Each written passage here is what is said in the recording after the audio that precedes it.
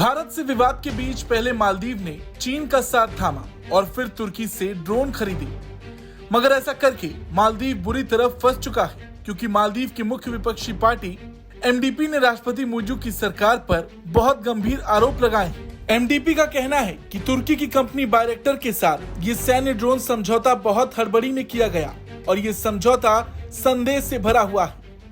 आपको बता दें, बायरेक्टर कंपनी के हेड तुर्की के राष्ट्रपति एर्दोगन के दामाद हैं। एमडीपी का आरोप है कि मुइज़ू सरकार कई विकास परियोजनाओं को बकायदा रोककर उसी पैसे से ये सैन्य ड्रोन खरीद रही है। इन ड्रोन को खरीदने के लिए आपात बजट का इस्तेमाल किया गया और तो और ये भी आरोप लगाया गया कि एमडीपी जब सरकार में थी तब एक मित्र देश ने उनके समय में भी निगरानी ड्रोन विमान देने का प्रस्ताव दिया था, यहाँ तक कि वो मित्र देश उन्हें फ्री में ड्रोन तकनीक देने के लिए तैयार था, मगर सरकार का कार्यकाल समाप्त हो गया। मुइज़ू सत्ता में आए, तुर्की से ड्रोन खरीदने का फैसला अचानक लिया। इस प्रोजेक्ट को साल के बजट में भी नहीं शामिल किया गया था। आरोप तो ये भी लगा कि मालदीव की सरकार ने तुर्की से ड्रोन खरीदने पर $3 करोड़ खर्च किया है, और वो भी ऐसे समय में जब मालदीव के सामने इससे भी बड़ी प्राथमिकता मौजूद थी। अब देखा जाए तो तुर्की भी चीन पाकिस्तान का करीबी है। मालदीव ने उससे डील क्यों की, ये बात समझी जा सकती है। देखा जाए तो ये पहली बार है जब मालदीव ने अपनी सेना में इस तरह के ड्रोन शामिल किए हैं जो उसके विशाल विशेष आर्थिक क्षेत्र यानी कि स्पेशल इकोनॉमिक जोन में गश्ती का काम करेंगे।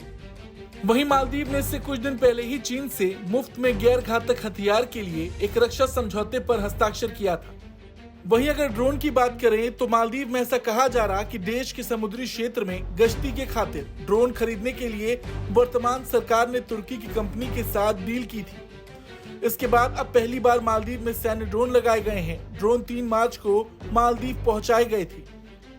तुर्की की तरफ से मालदीव को जो ड्रोन मिले हैं उनकी संख्या स्पष्ट नहीं है। हालांकि सरकारी अधिकारी ने कहा है कि सरकार इस हफ्ते ड्रोन का संचालन शुरू करने के लिए काम कर रही है। वहीं अगर मालदीव से भारत के रिश्तों की बात करें तो मुइज़ू सरकार के आने के बाद से ये रिश्ते काफी बिगड़ चुके हैं। मालदीव से भारतीय सैनिकों की पहले जत्थे की वापसी हो चुकी है।